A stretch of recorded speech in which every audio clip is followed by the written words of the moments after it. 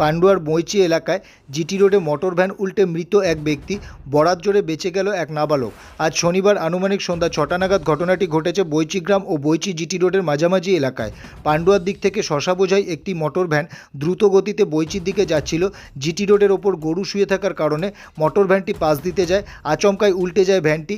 ভ্যানের চালক জামালপুর থানার বেড়ুগ্রাম এলাকার বাসিন্দা বছর ৩৩-এর সাহেব ক্ষেত্রপাল ওরফে রাজু ভ্যানের নিচে চাপা পড়ে যায়।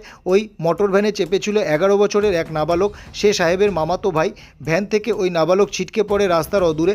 ঘটনাস্থলে পান্ডুয়া থানার পুলিশ উপস্থিত হয়ে তড়িঘড়ি তাদের সেখান থেকে উদ্ধার করে পান্ডুয়া গ্রামীণ হাসপাতালে নিয়ে আসলে চিকিৎসক সাহেব ক্ষেত্রপালকে মৃত বলে ঘোষণা করে। প্রাথমিক চিকিৎসার পর ওই নাবালককে পুলিশ উদ্ধার করে নিয়ে যায়। হাসপাতাল থেকে মৃতদেহ উদ্ধার করে নিয়ে যায় পুলিশ। আগামীকাল পান্ডুয়া থানার পুলিশ চুঁচুড়া ইমামবাড়া সদর হাসপাতালে মৃতদেহ ময়নাতদন্তে পাঠাবে।